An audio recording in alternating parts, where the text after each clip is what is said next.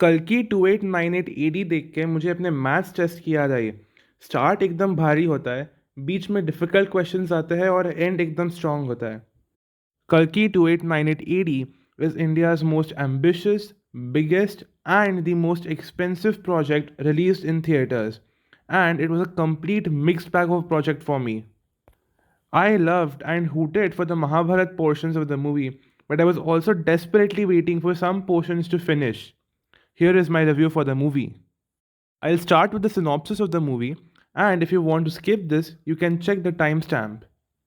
So, Kalki 2898 AD is, of course, set in the year 2898, where the city of Kashi is one of the last remaining cities. The cursed immortal Ashwathama, played by Amitabh Bachchan, gets the signal that the birth of the 10th avatar of Vishnu, named Kalki, is imminent. He sets out to find and protect the woman bearing the child. That woman happens to be some 80, played by Deepika Padukone. She has fled the complex and a secret project called Project K. Commander Manas, played by Saswata Chatterjee, serves a mysterious and malevolent man named as Supreme Yaskin, who is actually the head of the complex.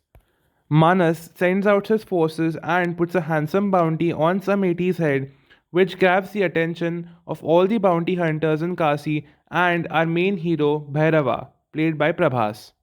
Some 80 is protected by Ashwathama and the rebels who reside in Shambhala, and the pursuit of Prabhas to capture some 80 to get a million units and his way into complex forms the basic narrative of the story. The complex is shown as an inverted pyramid that houses all the luxuries not available to common men. The complex has all rich and luxurious people, while the city of Kasi is left with bounty hunters and low lives. In this strange world, women who are fertile are taken away for a mysterious project called Project K, which happens to be of great interest of Supreme Yaskin, played by Kamal Hassan, while all the other men are enslaved. Here are the positives: cinematography and visuals. Cinematographer George A. Stojikovic, sorry if I butchered the name, has done a good job at depicting Nag Ashwin's imagination effectively enough to transport the audience into the world of Kashi and the complex. This is probably the film's strongest suit, as it was also advertised to be a visual spectacle, and cinematography in all the scenes is really good and appreciable. The peak cinematography can be seen in the Mahabharata sections and the final battle sections of the movie. It is also clearly evident that they have spurged a lot of money on the CGI, as most scenes look really authentic and realistic. The reason I say some scenes is because the use of the green screen backdrop is evident in some of the scenes. And they end up looking like cuts from Gunpad, which, believe me, was not good at all. However, the little details added to Shambhala and some of the scenes in the complex, etc., are worth praising. The Mahabharat portions. I commend Nag Ashwin's decision to reference and parallel the Mahabharata with his future saga. The film at many points goes into flashbacks of the Kurukshetra war from Mahabharata. Those are one of my favorite scenes in the movie. It is evident that the makers have put in the most detail and effort to craft these scenes meticulously and with precision.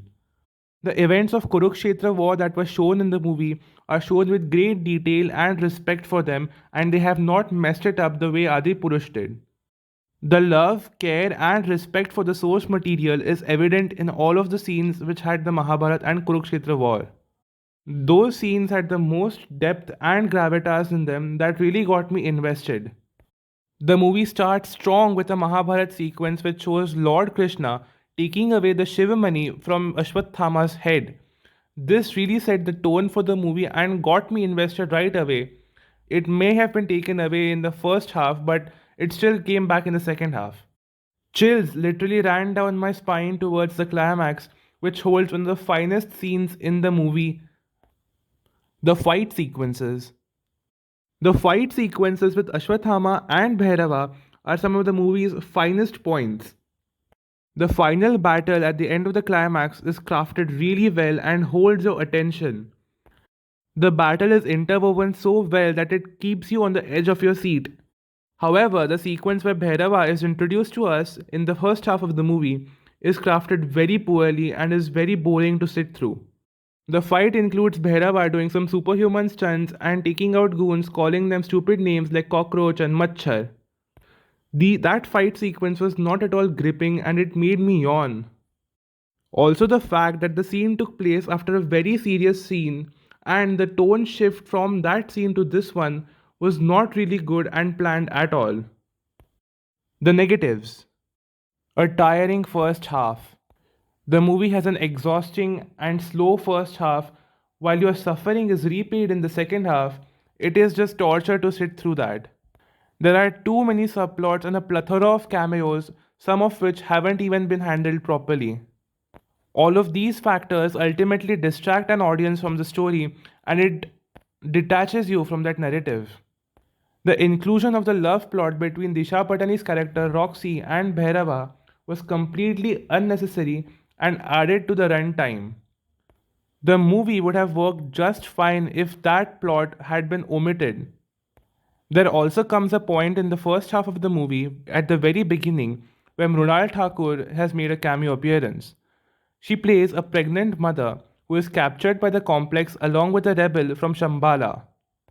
Commander Manas, played by Saswata Chatterjee, eventually kills her along with the rebel. This scene, which was meant to show the tragic nature of this world and the sadistic nature of the complex, was not at all impactful as it did not have a strong score, and it was followed by the entry of Prabhas, which was filled with comedy gags and very poorly written bad lines. This abrupt change in the tone is just one of those things that make the first half very tiring, along with that unnecessary love plot. Poor fighting editing. While the fighting sequences turn out to be looking quite good, the editing in them, especially the ones which feature Ashwathama, is a bit rough and tough on the eye. It is clear that a body double was used for Big B's action sequences as the 80-year-old can't do jumps from tall buildings and all. And the abrupt cuts from his fight sequences to the face close up makes one dizzy. Absence of a proper score. While the movie majorly turns out fine, a good score was really needed to add that extra impact to scenes. The emotional and tragic scenes could have hit us better if a good score was there. The scenes which were meant to incite hoots and cheers could have had a better and riveting score to rev up the audience better.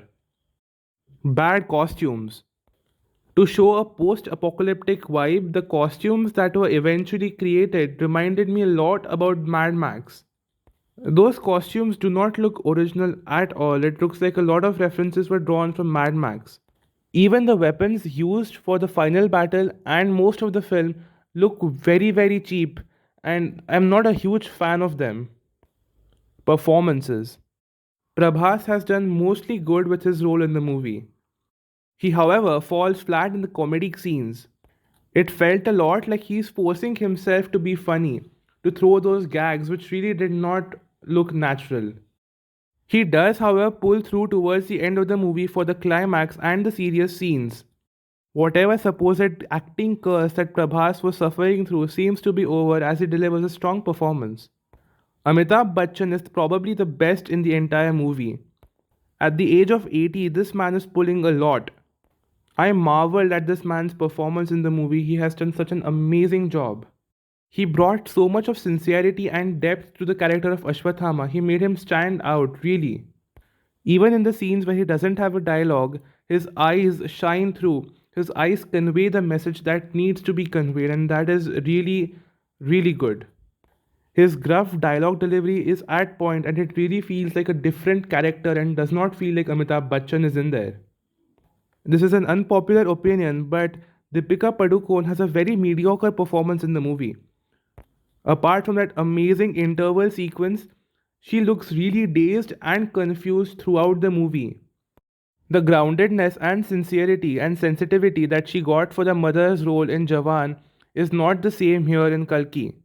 She does a fine job at showing a woman who is stuck in a monotonous life, who's trying to get out, who's trying to raise a child, but the rest of the performance was not very good, not very bad, it was just mediocre. The South actor Shobhana, who I have never seen previously, also had a very strong performance.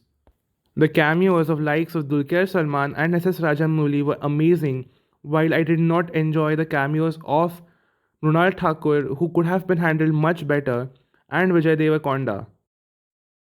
Kamal Hassan as Supreme Yaskin has a limited screen time but was very effective and memorable, yet at the same time he was quite menacing and very mysterious.